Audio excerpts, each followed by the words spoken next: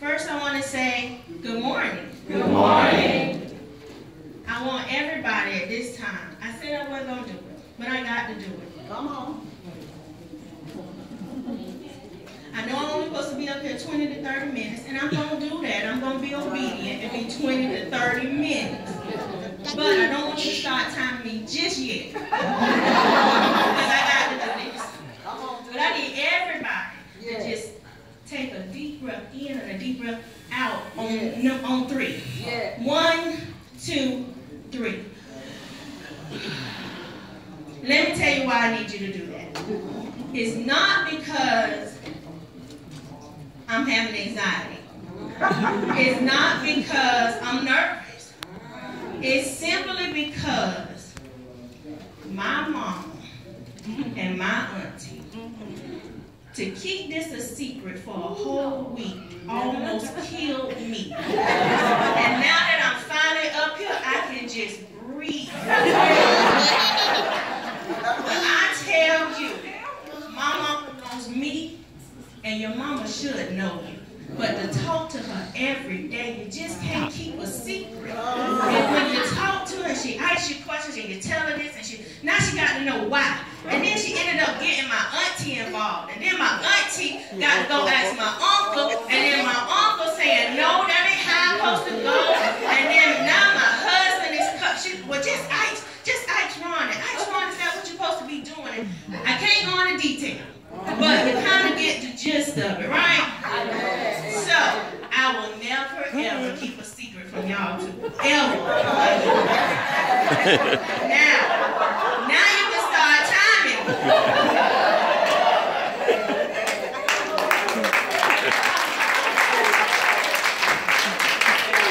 So, this morning, I woke up this morning, and I said my prayer on the side of my bed. I read my daily bread. And one name came to mind, and it was Sister Gordon. Well, let me tell you about that. So, Sister Gordon, my mom actually, she called me, and she said, Nikki, she said, Sister Gordon, she came up to me today, and she said, I want Nicole to be a facilitator at the women's conference. And before my mom can get everything out, I replied with no hesitation, oh no. I'm just like, no, I'm not going to. She said, I told her that. I said that she has never ever done anything like that. And you know how your mom is. Your mom gonna stick up for you. She gonna want you to get hurt. So she was basically protecting me at the time. But she told her, but I told her, I'm just gonna go on and give you her number and you can call her. So basically what she was doing was just warning me of what was about to happen. So I talked to my mom for a while, and then I ended up going and talking to my husband. I said, do you know that they want me to speak at the women's conference? And without hesitation, he opened his mouth and he said, you can do it. Wow. So when he said that, I said, well, the Lord always say, be obedient. Yeah. So, and Sister Gordon called back, and she gave her little spiel, and she said, Nicole, I just want you to be at the women's conference and be a facilitator. And without hesitation, I said, yes, I will. So that's why I'm standing before you today.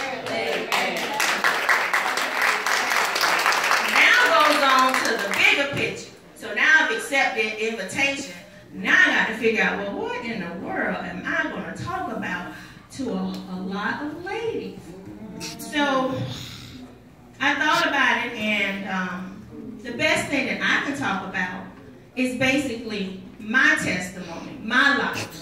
And so that's what I'm going to bring forward to you today. And in doing that, I'm just praying that it touches somebody for encouragement, that it motivates somebody to whatever you're going through, that is not the end.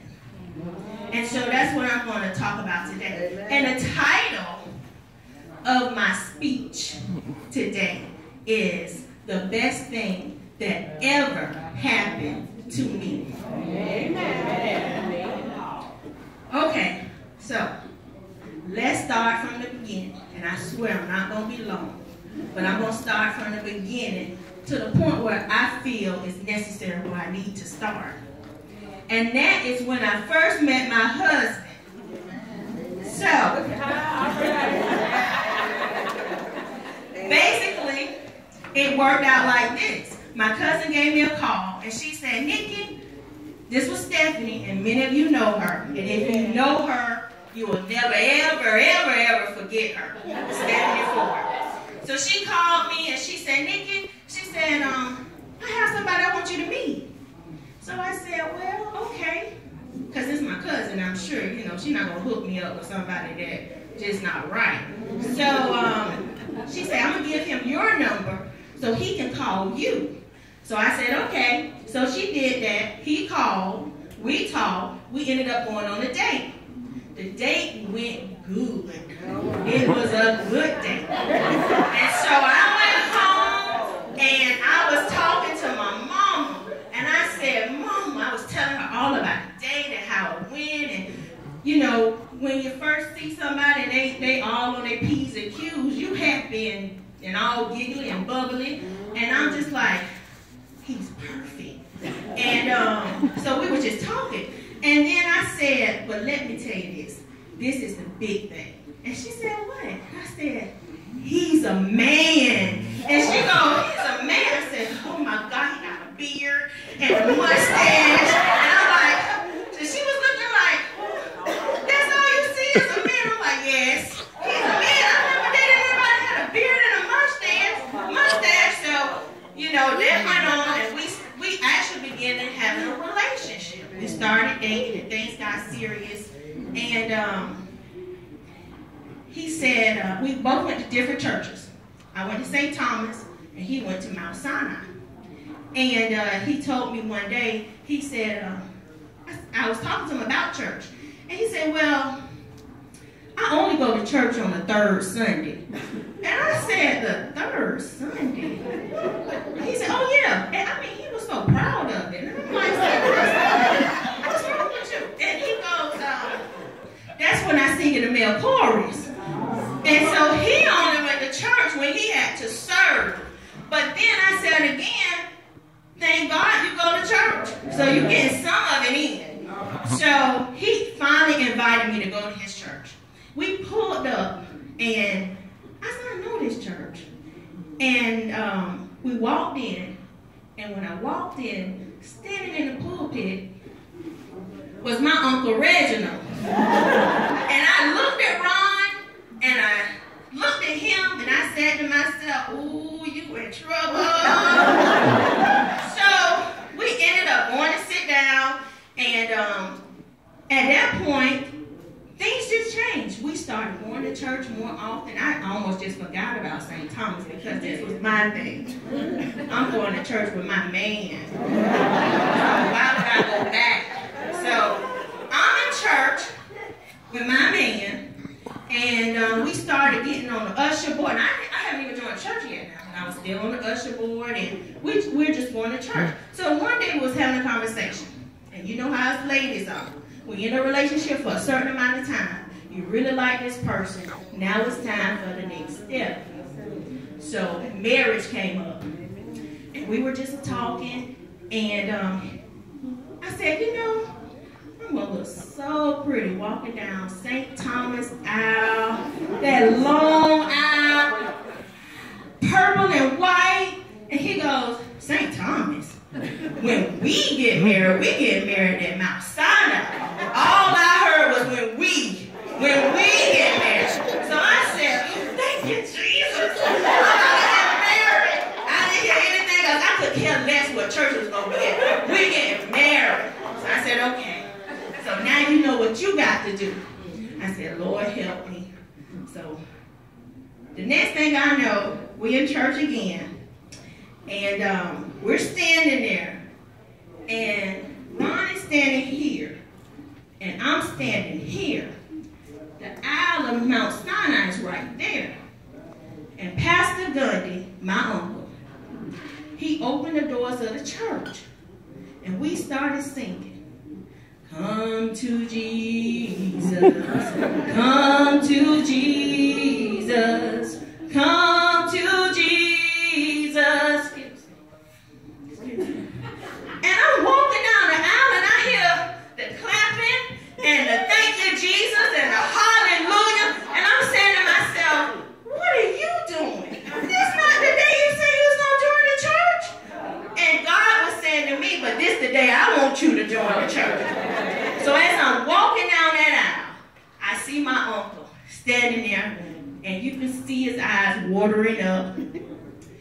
But then over to the right of me, I see this big, bright, pretty white smile. And it was so big. And if you know who I'm talking about, everybody should know who I'm talking about. It was my Auntie Wallet. And when I walked up there and I saw her and I saw my uncle, and I knew that my future husband was in the back, I said, this is the day. And I said, I'm home. I'm home. So I joined the church. After I joined the church, then we really started getting busy. And I mean in the church, we started getting busy. We joined just about every auxiliary and ministry there was in the church. We was on the usher board. I was working with the youth. He was well, I have to go back to that later. I want to say that part. But we was in evangelism, and I ended up being a Sunday school teacher, then I ended up being a superintendent. When I tell you God was really working in our relationship, he had grounded us to stay in the church. And Bible study was not a option. It was a every week thing. And I'm saying to myself, God, where did you send this man from? I mean, this is what I wanted, but I believe in blessings and I believe in you because this is what you sent to me to work with, and he's working with me. And so time went on, and we were in church once, and this guy, I can't remember his name, but he walked up to me and he said, me and my husband, well, he wasn't my husband yet, but me and Ron, and he said, man, you look like a deacon. And so, if you know my husband, he don't smile that much. But I know when he's smiling, but it may not be physically showing. So he said, a deacon. He said, no. He said, I'm going to be a minister. So I'm smiling too. And then the smile dropped. And I said, I ain't signed up for this one. I said, I just wanted to be a wife, not a minister wife. And so I thought about it, but this was later on throughout the week, because once somebody puts something in your head and it's important to you, you never let it go until you figure out the completion of it or the outlook of it. And I'm just sitting there saying to myself, I'm excited of being a wife, but a minister wife? And he hadn't even begun to even do that. But just the thought about it really got to me. So I said, okay, God has prepared you to be a wife. And the way that he did that was, I had an awesome mother in my household. My mom was the split image of what I think a wife and a mother should be. And I learned by watching her. She took care of her kids, her household, her family. Our lights never got turned off. Our telephone, we got the same telephone number still to this day. Never got turned off. She was just the woman that I wanted to be. And I was just so happy and excited. And I said, Lord, prepare me for this.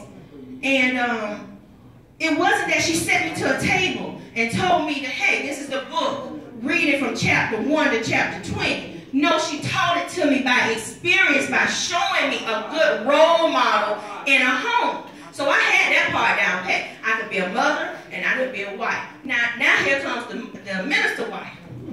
I'm still stuck. And I said, okay, you did it again. You showed me again. You have prepared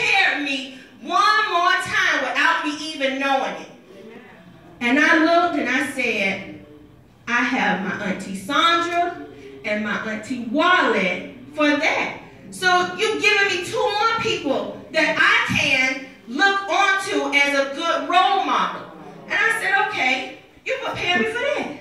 I said, well, all I got to do is just think back on how they did and what they did and how they carried themselves and all of that good stuff. And I did. But then he said to me again, just be you. Just be you. But as I was being me, guess what? I saw all 3 of them in me. So I still had it in me. So at that point, now it's time for action. He proposed and we got married. The best thing that ever happened to me. I was Mrs. Edwards. That's what I wanted to be. I was so excited you couldn't tell me nothing because I was Mrs. Edwards. So time went on, and you know when you first get married, you expect it to be this way. It doesn't always work that way. And I was kind of prepared because I heard other women talking about it. I was kind of prepared, but I wasn't prepared for what I actually had to go through. Now, if you know my husband, he works for the post office and he works at night. He also was in school at the time because he had became that minister. So he was in school. So if you work at night, you go to school at night in the evening. And then we were going to church. So a lot of our time was spent away from each other until we got to church. So I did as all women do, and you can't tell me you don't do it. I started nagging. I started saying, hey, when are we going to spend some time together? When are we going to go on date night? You know, when are we going to take a vacation? You know, we've been being faithful and doing what we're supposed to do. Why we can't have fun and enjoy each other away from all of the other things that we're doing? And he sat me down and he calmly said, this will benefit us in the long run. Just be patient.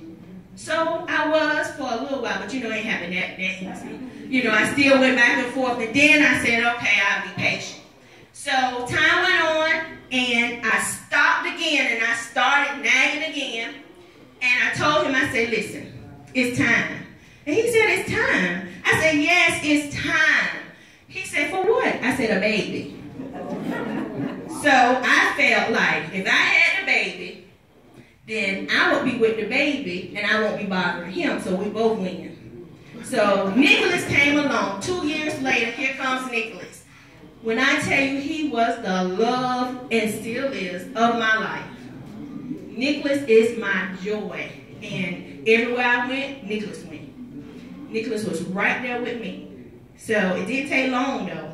I was nagging again. Because at this time, my husband not only was going to school, working at night, he was a pastor. And he was teaching at the school he was taking classes at. So he was just adding to the situation. And I'm saying, oh my God, what are we doing? Now, I really did sign up for this one. And I just couldn't understand. I really could not understand. And these are the challenges that we have to go through in life because it's not always cut in stone on how life should go. It's always going to be some type of trials and tribulations, but when you go through them and you get out of them, you are a better person. Well, you should be a better person. So I said, well, Lord, it's got to be happiness at the end of this long tunnel because, Lord Jesus, I'm tired. So I started aggravating him again. He came to me again, and he said, Nikki, just be patient. When I finish school, then we can go and do things. I said, okay. June 2009, the best day ever happened to me. My husband graduated from college. He graduated with 2 masters and a doctorate degree. It took him every bit of 10 years but he did it. He did it. And he was right that this would benefit us.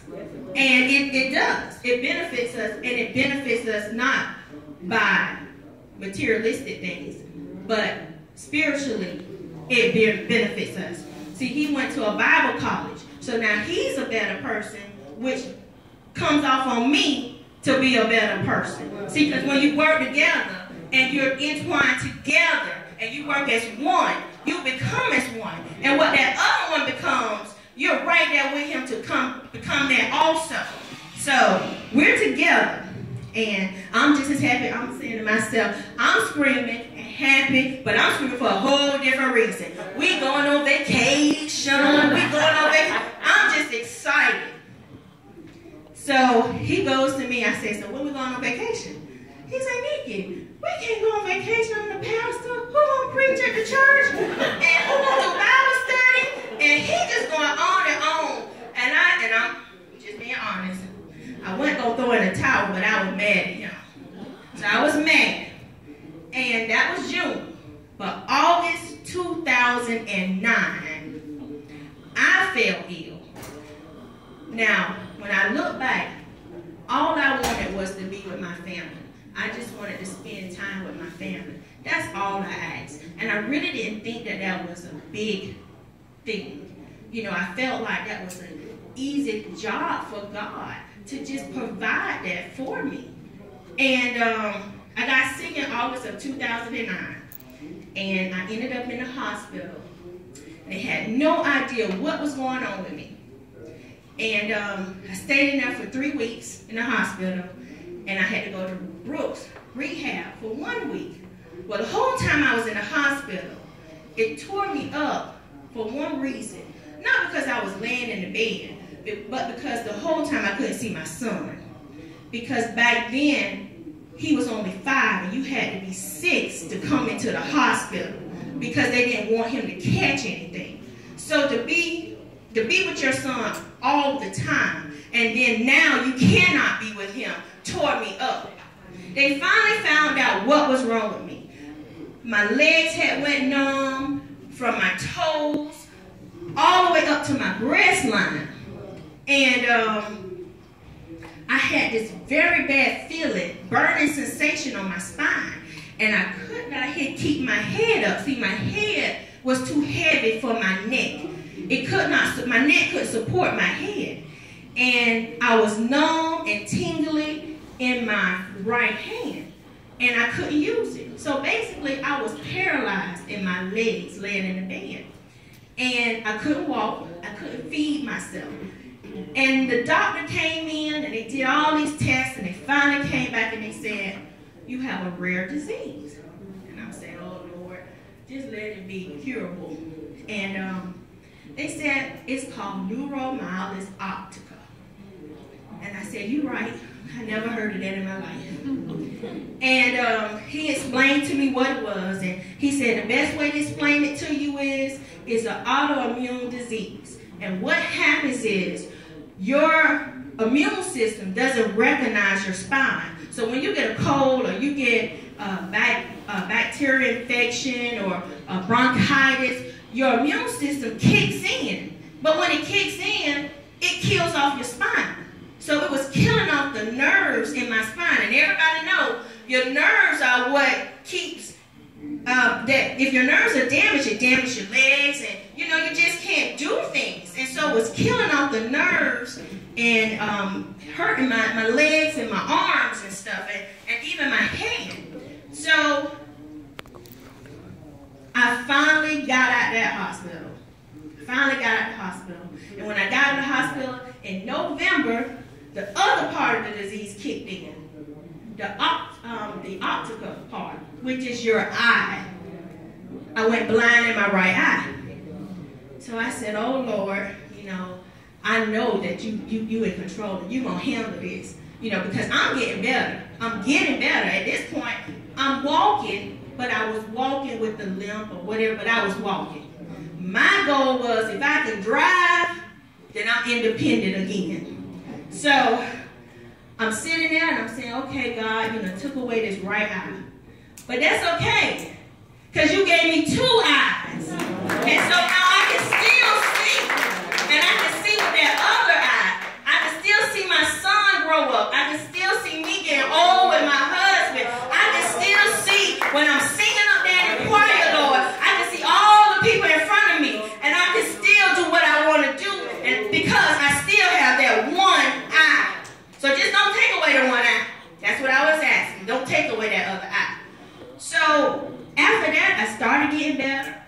everything started coming together, and I sat back and I said to myself, what happened? Why did I go through all of that? You know, it was a long journey to get to where I wanted to be. As soon as I got there to be with my family, you put me down. You kept me down. And I could not understand it. But he spoke to me again, and he said,